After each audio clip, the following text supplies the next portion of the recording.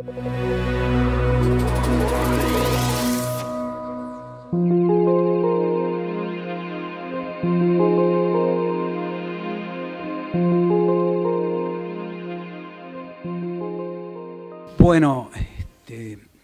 es un verdadero honor estar acá.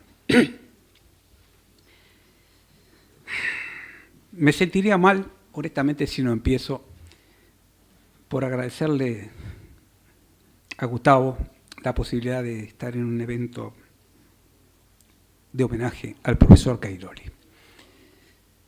Podría hablar mucho rato, pero quiero que sepa, profesor Cairoli, que hay un hecho que a mí me va a marcar siempre respecto de su persona, de su calidad humana.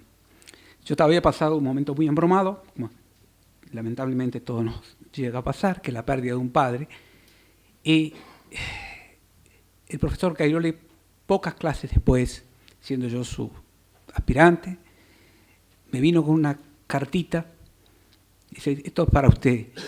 Y era una carta que mi padre le había escrito a su padre. En el marco de ese proceso, de esa generación, de la italianidad, de lo lombardo, que era tan fraterno en esa, supongo, cómo lo habrán vivido ellos. Esa carta sigue estando en mi poder como una cosa preciosa y quiero que sepa que es un vínculo entrañable que yo voy a tener con usted toda la vida. Me cayó en muy buen momento, me vino muy bien. Estimados amigos, cuando hablamos de... Hay una cosa que nos olvidamos siempre, que es la coherencia sistémica. La coherencia sistémica debe venir de la mano de la llamada coherencia política. Estamos hablando de una legislación. La legislación antilavado del Uruguay se compone de 10 pasos principales y la adhesión a 4 convenios que nos crearon vínculos directos entre circulares interpretativas y leyes. O sea que estamos hablando de 10 normas principales más 4 convenios internacionales principales.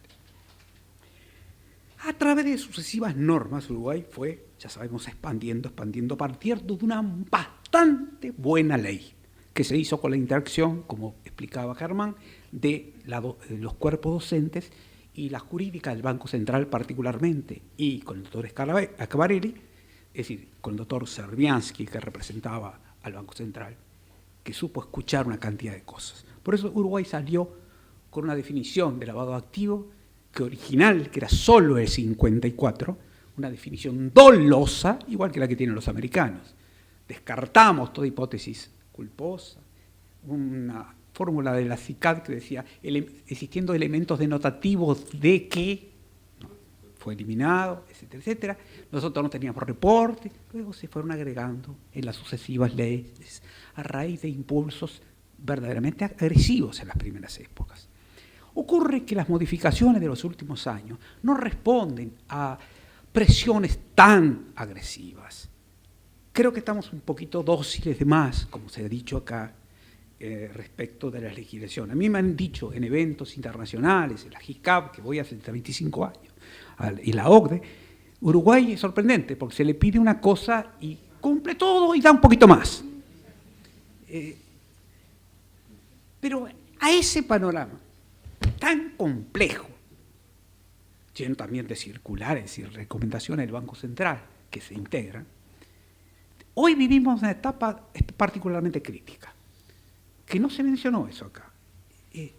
Nosotros estamos conviviendo con un proyecto de bancarización en el Parlamento, con más el proyecto de transparencia, con más su regulación, más una presunta ley conglobada de lavado de activos nueva, que hasta cambia el número de los artículos, ¿no? Aunque sea el contenido del mismo, cambia el número de los artículos. Una sistemática muy rara.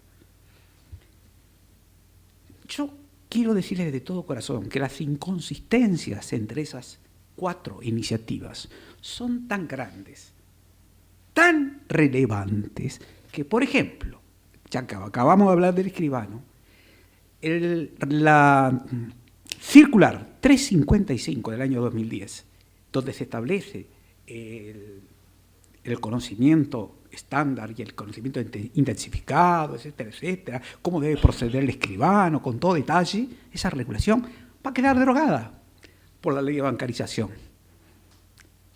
Eso es una de las cositas, pequeñas cositas, enormes, que nos vamos a enfrentar. Nosotros en nuestro curso de certificación, que lleva por la 8ª versión, nos dicen, entonces el año que viene vamos a tener que venir a que nos enseñen todo de nuevo. Todo el panorama es tan incierto de lo que se viene, es tan incierto, las inconsistencias de cada proyecto con el otro son de una importancia terrible. Y coronando esa frutilla, ya se habló de la posición del secreto, etcétera, está la incorporación del delito tributario como delito antecedente. Curiosamente, cuando los países jurídicamente más civilizados, como ser Alemania, Italia, Austria, están alejándose de esa opción, admitiendo solo el delito tributario como delito antecedente en los casos que el autor del primero no sea el autor del segundo. Es una trampa del solitario, es volver al viejo principio para evitar la...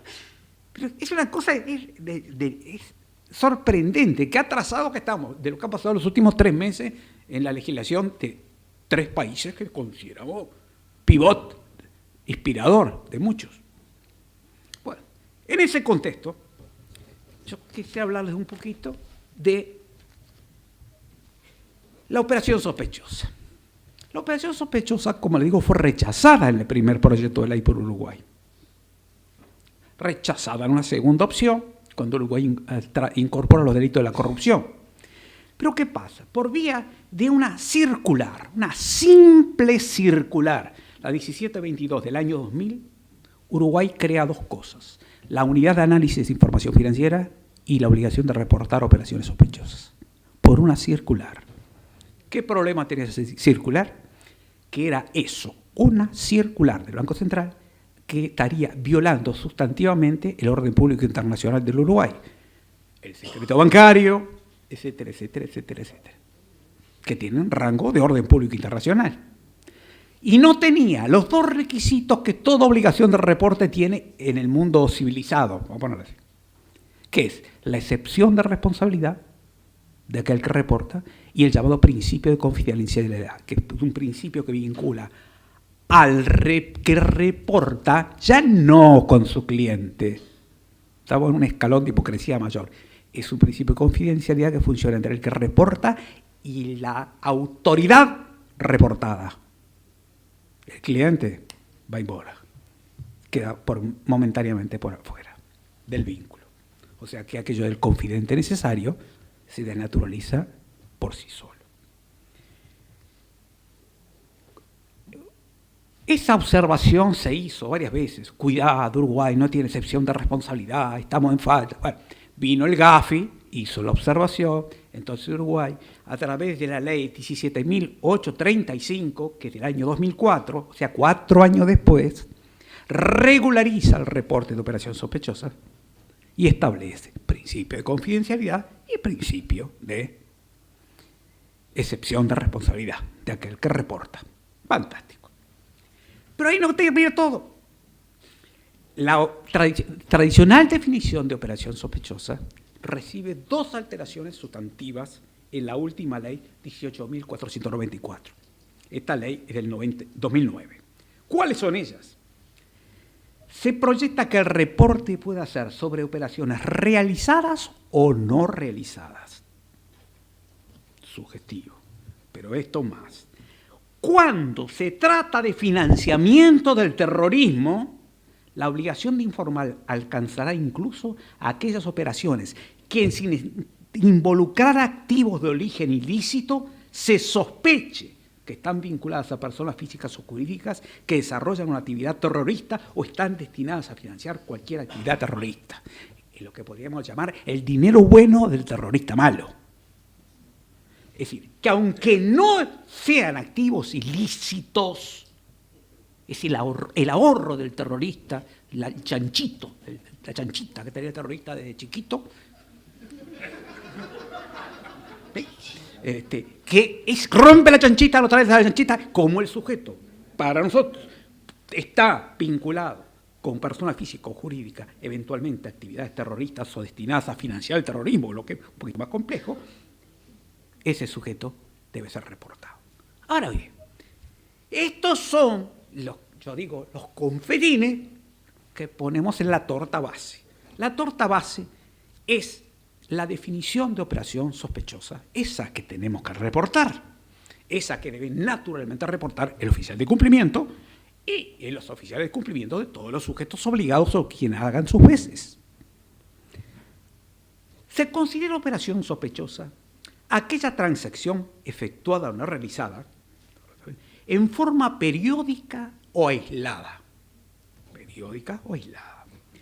que de acuerdo a los usos y costumbres de la actividad de que se trate, resulten inusuales, sin justificación económico-legal evidente, o de complejidad inusitada o injustificada.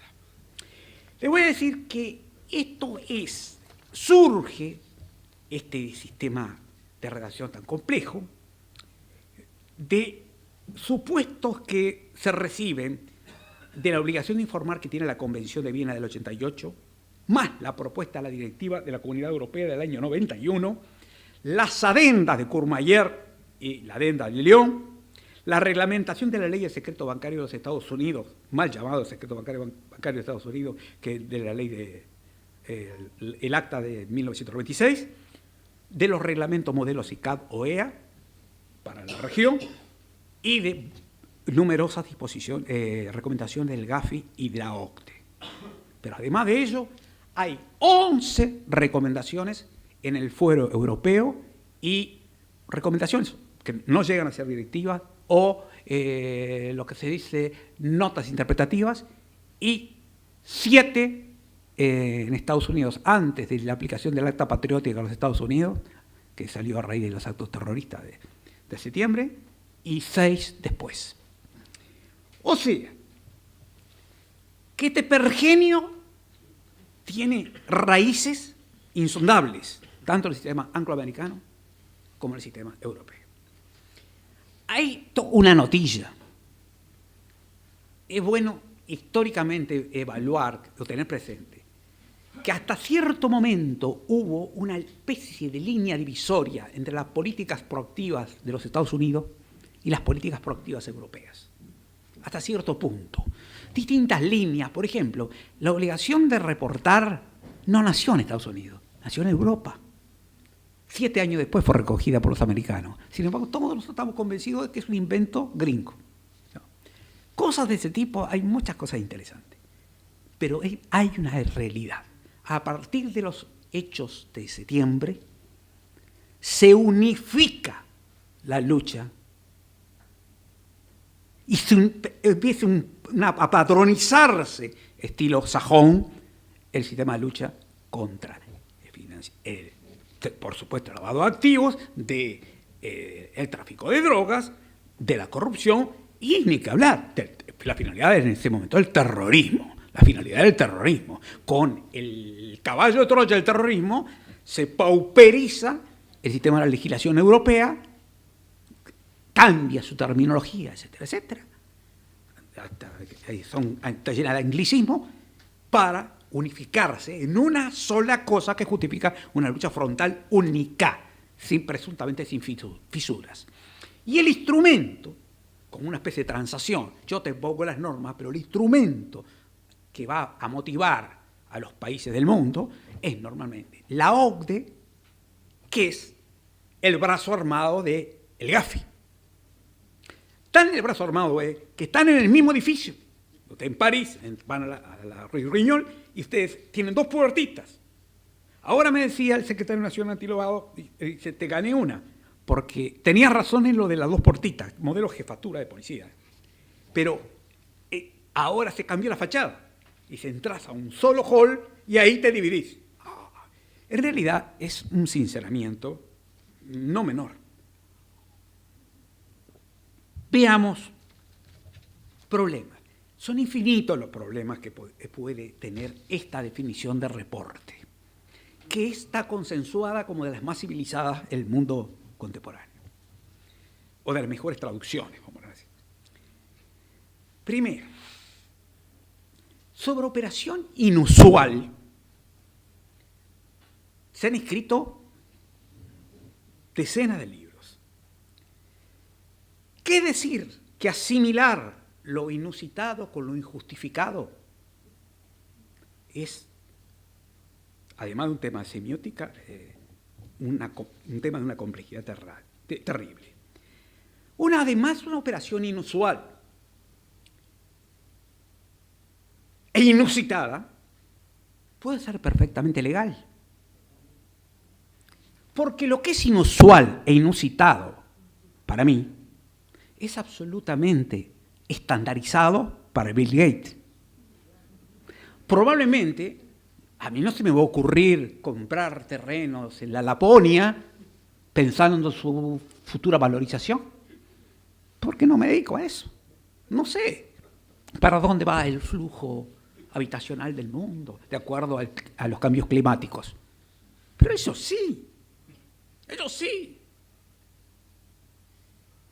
Y el mundo va cambiando. ¿Quién iba a decir que Texas, Arizona, zonas absolutamente petroleras, sobre todo Texas, iban a ser hoy el ámbito más propicio para la cría de ganado y recría de ganado, prácticamente en el mundo? Alguien la vio y empezó a usar esa tierra desgastada del petróleo en tierra de pastura. Alguien la vio, como alguien también vio Las Vegas, lo que a nosotros parecería una utopía, pero alguien la vio. Son operaciones inusitadas para el hombre medio. Me imagino a un banquero de Nueva York que dice, mire, ¿conoce Las Vegas? Sí, conozco la arena, Las Vegas. Sí, pero, ¿sabéis? Vamos a crear un centro del espectáculo, un centro del juego, un centro de esto. Además vamos a tener los principales museos del mundo. Se van a ir a vivir artistas. Ahí, sí, ahí.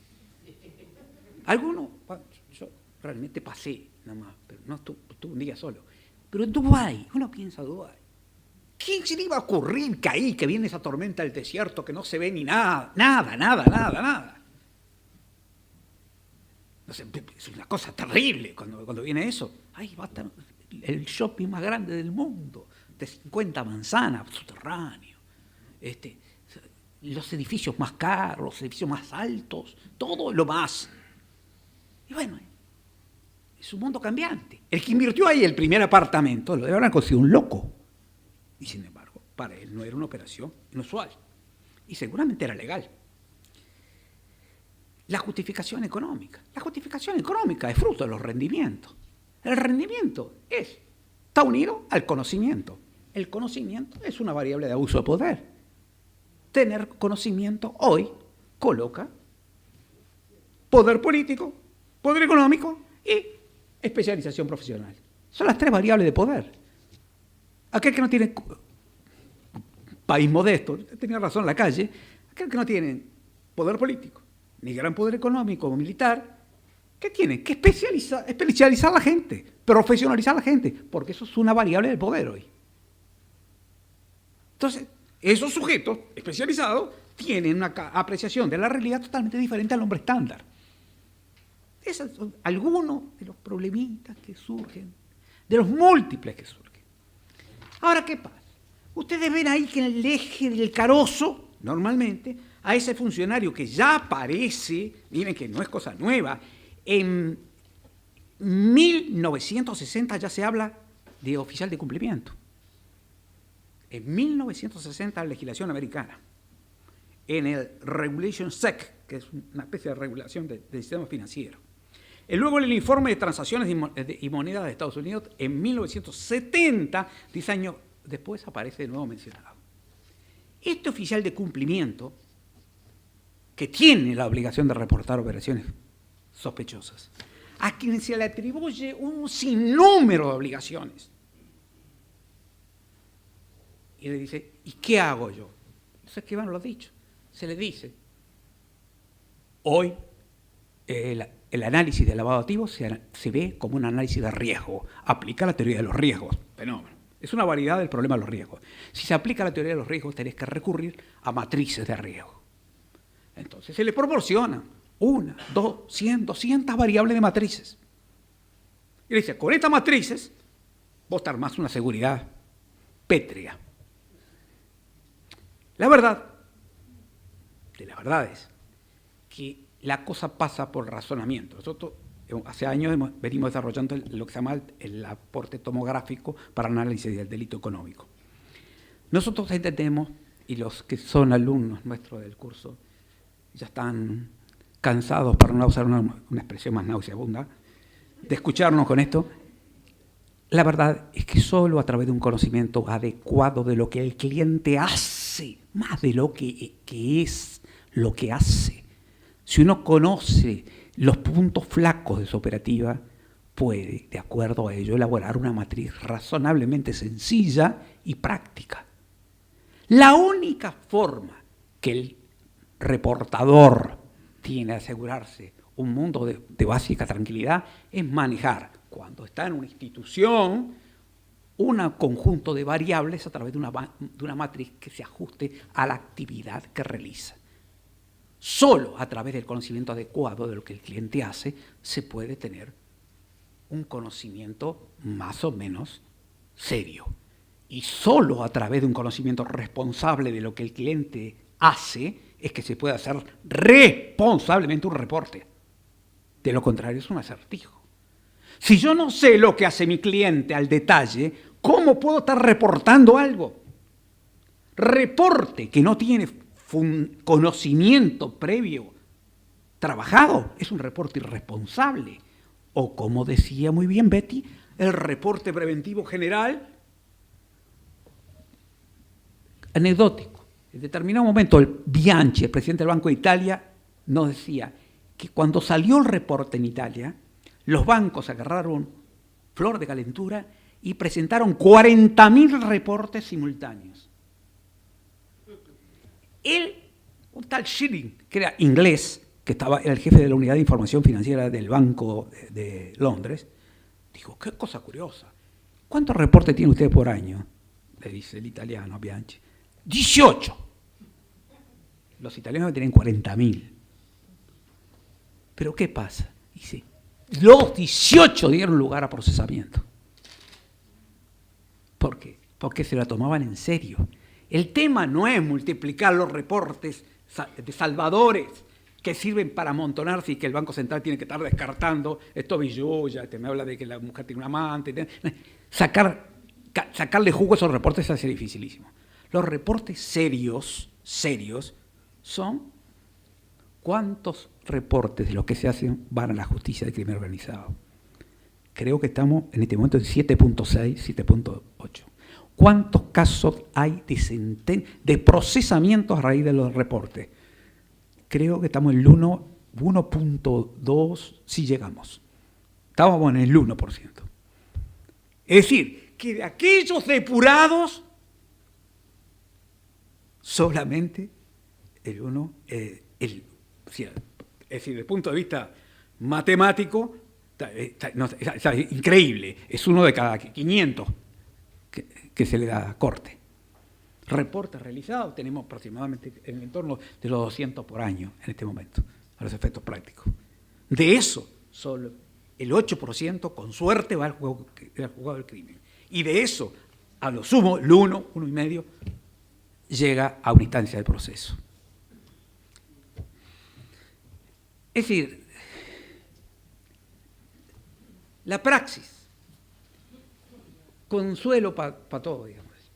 Obviamente, la potencialidad de información que puede tener una institución financiera no tiene nada que ver con la de un cambio, menos tiene que ver con la que puede tener un escribano aislado en Pirarajá. Pero, para consuelo de todos, la solución no está en pagar múltiples World Check, World Compliance, creo que son 250 servicios de prestación de riesgo corporativo en el mundo. Les voy a decir, lindo, bonito y barato. Hay una cosa que se llama metabuscadores. Metabuscadores. Sin ningún compromiso, podemos después canalizar de facilitárselos. Esos metabuscadores son como Super Google que le depuran y se sacan la cascarilla y llenado le pueden dar el Gonzalo Fernández que corresponde, que es nuestro querido profesor, y despejarlo de los otros Gonzalo Fernández que anda por ahí. Hay nombres chinos críticos, que críticos hay 8.000, 9.000. ¿Se imaginan? Que ahí se le viene el alma al piso al que va a hacer la escritura. Después, si le agrega variables, pero ya este se dedica al petróleo. ¿Y antes qué hizo? Antes ya tenía una farmacia. Es decir, pero mientras tanto, sin ser ni tanto ni tampoco, tiene que generalizar un protocolo de práctica. Ya no, y me estoy olvidando un poco del informe del conocimiento del cliente estandarizado y el conocimiento intensificado. Yo mezclo los dos en los hechos para la práctica del cliente. Juntar los elementos, es decir, preguntar de forma habilidosa, porque nadie quiere ver del cliente. Dígame, dime una explicación. Y el famoso ayuda de que Dios te ayudará. Es decir, vamos a armar esto. Usted sabe, en su país, entonces, le van a exigir lo mismo. Entonces vamos a ser prácticos. Esto le vino por herencia. Bueno, tiene algo. Pues hay una correspondencia que me mandó cuando me depositaron en el banco de Lupiche, la provincia de Verona. Bueno, por favor, tráigame la carta del cliente. Y se va juntando la carpetita, Y llega el momento, para la tranquilidad de todos, ese escribano, si juntó los elementos que tiene a su alcance y te muestra que en Google, miren, ya voy a lo infrahumano, Google, el día 3 de noviembre, no saltaba en las primeras 10 páginas nada denotativo de riesgo corporativo del cliente. Ustedes ya están cumplidos. Están cumplidos. Entonces, pueden avanzar, pero también va el costo y todo eso va medido de acuerdo a la importancia de la operación. Si van a hacer una operación de 45 millones de dólares, yo les aconsejaría que gastarse $280, que es lo que cuesta un informe de primera categoría, justifica, porque le va a venir con los certificados de las agencias de control del delito, etcétera, etcétera. Pero los metabuscadores son una ayuda simpática. Algunos me dirán, yo no tengo un computador para meter un metabuscador. No son tan potentes. Lo que pasa es que hay muchos intereses que no le sirve que el escribano medio, vamos a poner así, tenga un metabuscador en su estudio. Porque le venden globitos de colores. No, hay una diligencia absolutamente media y razonable. Y nunca van a tener problemas en el juzgado penal. Nunca. Como tampoco la tienen los oficiales de cumplimiento, cosa que los tranquilizo. Entonces que hay una corriente de abogados que se pasa asustando a los oficiales de cumplimiento porque hay que hacer carne de cliente, vamos a decir. Pero la verdad es que no es así. Solo está aquella norma del 71 que dice que cuando el Banco Central, a raíz del reporte, ve una actitud que no le gusta mucho o cree que puede haber un cierto tipo de connivencia, elevará el antecedente al juzgado de crimen organizado a efecto de que el juez determine este tipo está en concierto criminal o no. Pero eso no quiere decir, yo en mi vida acompañé a un oficial de cumplimiento a prestar declaración. Sí, acompañé a gerentes de banco, porque en realidad el oficial de cumplimiento, además de la independencia, cargo gerencial y todas características que están a la mano de todos, cualquiera de ustedes, incluso en Internet, hay este artículo que se llama Estatuto del Oficial de Cumplimiento y Optimización de los Instrumentos a su alcance. Esto está en Internet, lo pueden bajar de Internet, en Google. Y este artículo, digo, reconozco eso. Yo he acompañado a gerentes, porque los gerentes son los directores responsables de las políticas del banco, de darle medios al oficial de cumplimiento. Pero el oficial de cumplimiento por sí, por omisión en este país, no marcha.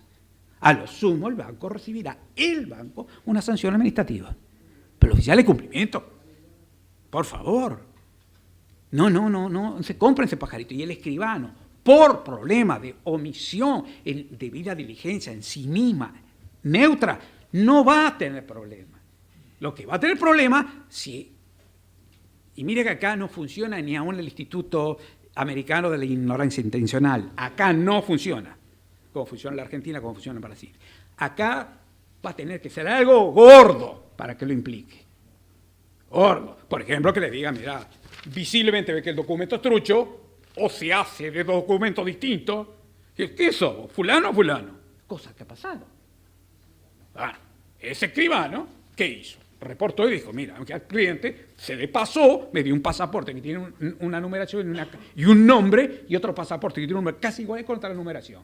Y bueno, personaje que estaba ahí comprando inmuebles en Punta del Este, una mexicana. Pero son casos excepcionales. Y ahí el escribano fue como testigo. Pero lo demás, no nos asustemos. Esto es muy largo, pero lo que quiero bajarles la tensión dinámica. Hay sistemas eficaces y para no vivir atormentado, porque claro que no es una situación que haga feliz a nadie, porque como dice Betty, el que estudió notariado no estudió ni para ser James Bond, ni la Mujer Maravilla, ni nada de esto.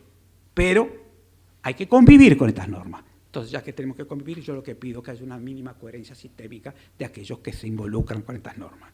Y ya que están en eso, y por supuesto, como decían todos, una actitud en la medida de todo lo que se pueda y más allá de lo que se puede, resistente a las barbaridades, porque no hay límite a la ignorancia del hombre.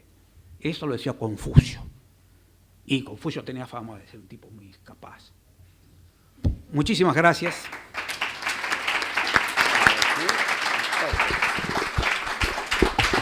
Muchas gracias bueno, primero que nada, al compañero y amigo Gustavo Bordes por su acto de inconsciencia. Él es un hombre inconsciente y acá está la prueba de ello. Bueno, a los compañeros de la editorial La Ley y también voy a hacer un pequeño excursus al estilo de Gastón porque, como dijo un gran filósofo por allí, antes de comenzar a hablar voy a decir unas palabras. Y las palabras que quiero dedicar es justamente al querido profe Cairoli. Yo en mi formación, para bien o para mal, pero voy a retomar la parte buena que se supone que me quedó de la formación esta más o menos académica, la recibí de 3 profesores que me voy a centrar en don Cairoli.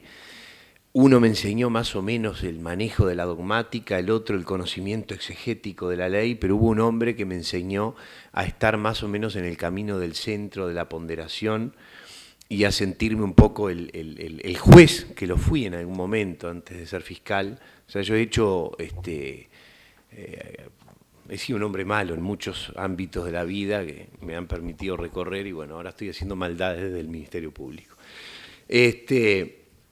Y he conocido, he aprendido del profesor Cairoli ese manejo justamente, el conocimiento de la ley, el manejo de las cosas que a veces entre la aplicación de la ley y de la justicia, en tratar de buscar en la aplicación de la ley una solución más o menos práctica, ponderada, mesurada, que a veces la doctrina y la dogmática no lo soluciona todo, ni tampoco ese conocimiento exegético de la ley. Eso es lo que tenía un hombre de gran memoria, un hombre que a veces aparecía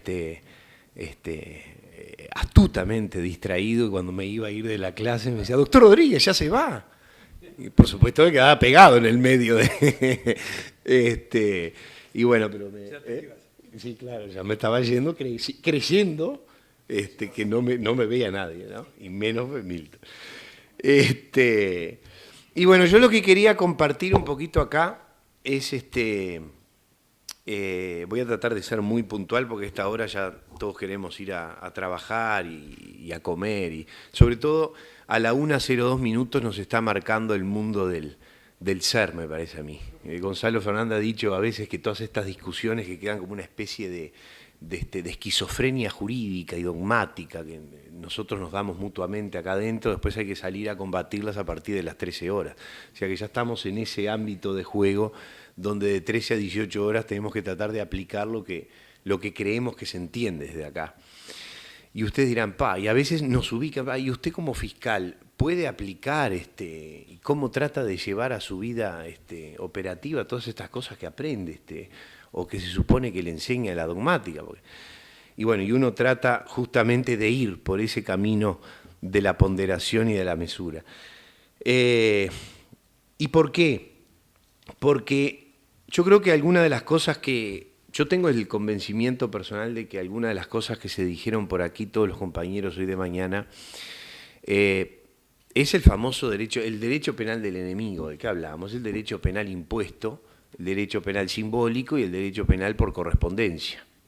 Es decir, ya no es el delito a distancia que aprendemos en la facultad, es el delito desde la distancia, que hay que cumplir, no se sabe por qué razón, como dice Raúl, nos piden 3 y damos 10, y tenemos que aplicarlo, bueno, porque hay compromisos internacionales y porque tenemos que tratar de traer al derecho positivo toda esta serie de normas simbólicas, que son luego derecho positivo y que tenemos que tratar de lidiar con ellas.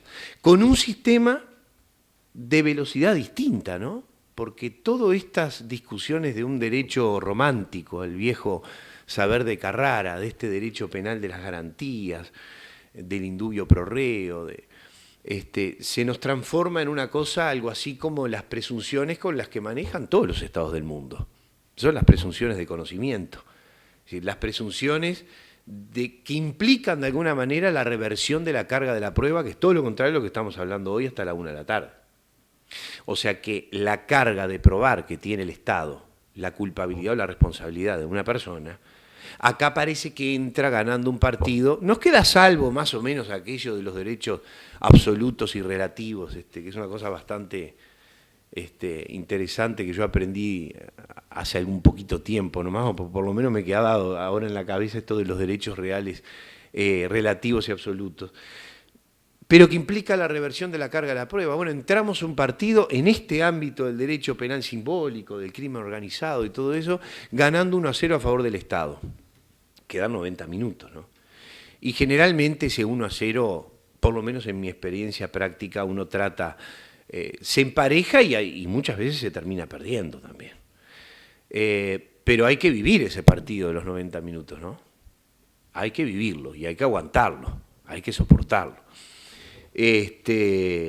Para un lado y para el otro, sobre todo cuando se le empieza a decir, bueno, con toda esta serie de despertadores de conciencia que nos dan estos flujos de información y de indicios de conocimiento que tienen que tener los oficiales de cumplimiento y todos los operadores que de alguna manera están en este ámbito, parecería que son presunciones en contra que implican que la persona tenga que, el abogado, la figura sobre quien me quiero centrar, para que me peguen bastante. Me gusta tirar problemas y luego quedarme acá, capaz que hago como Betty, empezar a tirar la barricada para que no me tiren demasiadas piedras.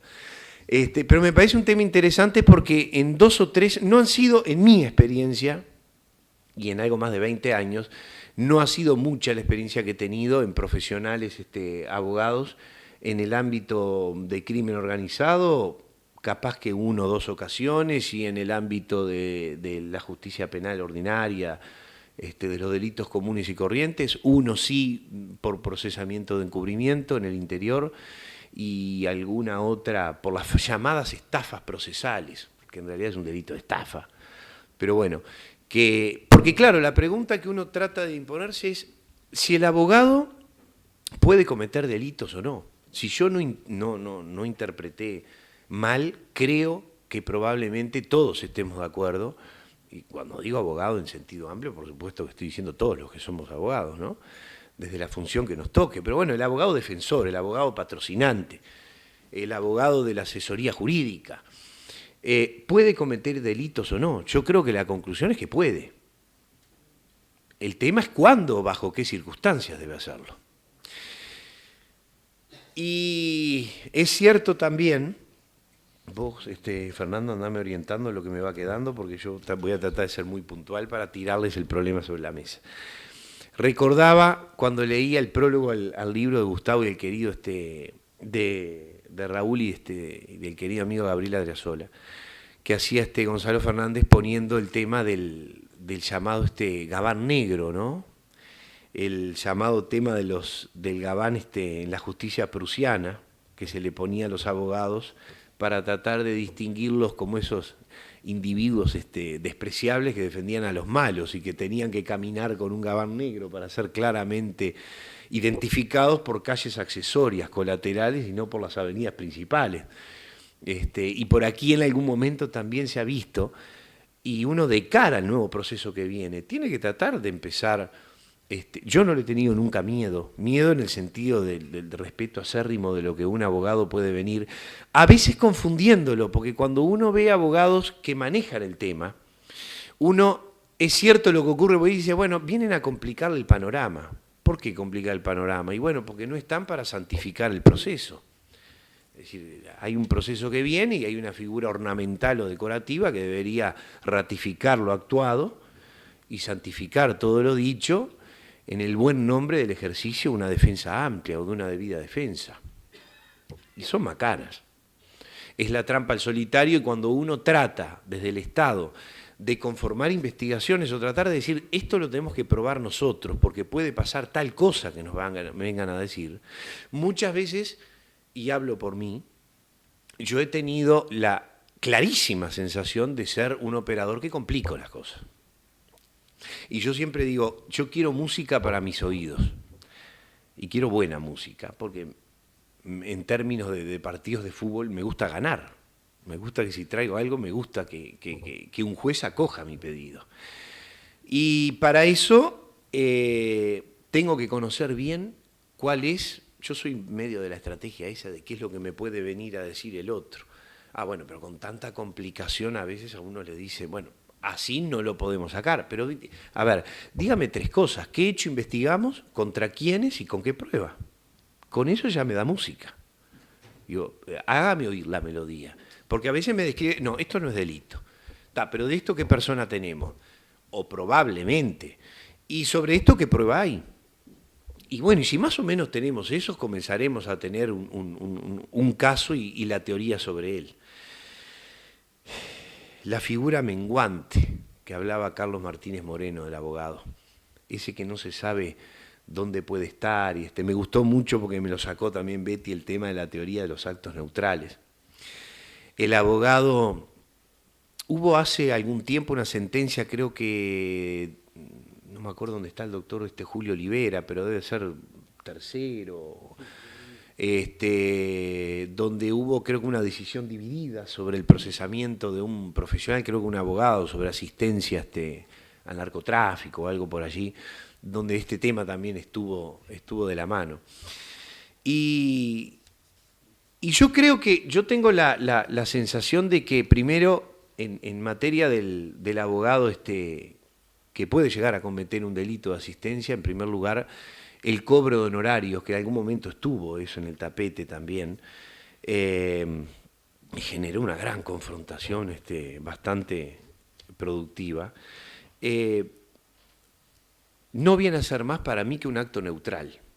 Es un acto jurídicamente indiferente desde el punto de vista penalmente irrelevante. El abogado que cobra a través de un cliente que sabe que lo está defendiendo, así como defiende un cliente que tiene una rapiña, o que tiene un homicidio, o que tiene, yo qué sé, delitos contra la propiedad, donde uno dice, bueno, ¿y con qué me paga esto? O que está en el ámbito de la organización criminal y que probablemente sea factible que el dinero que provenga de ahí, yo creo que todas esas cosas en el ámbito del abogado no juegan, no juega el dolo eventual, juega el dolo directo, juega el conocimiento efectivo, previo, entendido claramente, interpretado y aún así asumiendo un riesgo efectivo de producción material dañosa. Hay un compromiso en esa postura y el dolo eventual que podría utilizar como ese caballito de batalla para decir, bueno, todos estos indicios o estos despertadores me llevan a asumir esa teoría de la representación y el asentimiento, de que algo sé que proviene, me lo represento, lo asumo, lo asiento y lo hago. No me tiene que llevar más con la suma de otros tantos elementos a conformar el dolo directo. Acá yo tengo que llegar a decir, no, él sabía, hasta tengo que salir de la presunción de decir, era probable de que supiera y se lo representara. No, todo esto me llevó a que hay un dolo directo de un conocimiento efectivo y aún así actuó. Hay una sentencia muy curiosa del Tribunal Superior de Hamburgo, donde estuvo en la redacción el extinto profesor Winfried Hassemer, del 6 de enero del 2000, donde él, recogiendo un poco la postura de estos actos neutrales, que es el cobro de honorarios, el hotelero que recibe a una organización criminal en un hotel y lo hospeda, y la deja, y si tiene encubrimiento, si tiene asistencia, en sí mismo considerado podría ser un acto neutral, pero esos actos neutrales tienen que tener la forma típica de tener una dirección de sentido, porque si se dice que el abogado actúa en una de las hipótesis, bajo una causa de justificación del cumplimiento de la ley, yo creo que todo lo que sigue lo que decurre de manera armónica, lógica y racional, el ámbito de una causa de justificación queda cubierto por ella. En algún momento, escribiendo sobre la legítima defensa, me planteaba el caso de una persona que le dispara a otra en perfecta legítima defensa y la bala le atraviesa el cuerpo y mata a la de atrás. Y llegaba a concluir que más allá de, no sé, las connotaciones civiles que pudiera tener o todo el padecimiento, la angustia que pudiera ser, esa muerte ulterior queda como un hecho desgraciado, accidental, pero no puede responder nunca, ni siquiera por un homicidio culposo, aunque se lo hubiera representado porque le dispara a una persona y sabe que la otra está atrás. Y de esta manera es lo que me parece que debe interpretarse. La acción neutral de recibir honorarios es una acción en sí misma que no traduce ningún sentido. El sentido que debe traducir es la dimensión de ese sentido típico de conducta, que es el recibir dinero proveniente con un conocimiento anterior, claro, inexcusable, inequívoco, de que proviene de una organización delictiva y aún así realizo actos de cooperación material, intencionales, queridos, entendidos, asentidos. Y me parece que ese es el ámbito de restricción. Por eso mismo creo que no es muy común y es muy difícil para el Estado, por eso tiene que tener el viejo instrumento legal que le da la posibilidad de conspirar a su favor, es decir, le da una posibilidad de una herramienta a favor del Estado que es la presunción de un acto de delincuencia. Pero el abogado es claro que no está para ayudar al fiscal ni ayudar al juez. Yo tengo muy claro de que el abogado en ese ejercicio de la defensa no lo va a hacer. Me pasó un caso de un abogado que era el que les quería comentar en el interior que sí tuvo el asesoramiento de un cliente, él asesoró desde el punto de vista genérico lo que le podía pasar. Mire, usted si hace esto, puede ocurrirle esto, lo otro. Y otro abogado que, bueno, que recibiendo eso y sabiendo que el cliente iba a ser requerido, estaba siendo requerido, iba a ser detenido por informes que tenía, al día siguiente lo acompañó, le sacó el pasaje, lo llevó hasta el aeropuerto y lo ayudó a irse del país. Bueno, ese abogado hace muchos años y eso fue procesado por encubrimiento. Y bueno, fuera de esos casos que son muy puntuales en materia de asistencia al narcotráfico, yo les digo la verdad que no he tenido en la experiencia personal casos que claramente hayan visualizado eso. Bien, pero todavía 5 minutos, ¿no será demasiado? Ya me venía apurando. Ya. Esto es de alguna manera lo que quería ponerles. Esto que les decía de la teoría de los actos neutrales lo recogió el Tribunal Superior Español en una sentencia 34 del año 2007, justamente en el tema de que inclusive la importancia del acto neutral, que es, por ejemplo, la recepción de un honorario de un profesional, en sí mismo existen 3 teorías fundamentales. La teoría de la tipicidad objetiva, es decir, bueno, que el acto de recibir ese honorario que se sabe, bueno, estoy recogiendo, estoy recibiendo, estoy ayudando a ocultar, en fin, alguna de las formas del 54 al 57 de la ley de narcotráfico, de la 17016 en la redacción actual, es la forma típica objetiva. La otra es que tiene que ser seguida, además de la forma típica, para ser relevante típicamente esa conducta, tiene que ser seguida de la tipicidad subjetiva. Y me centro exclusivamente en el dolo directo, ni siquiera en el eventual.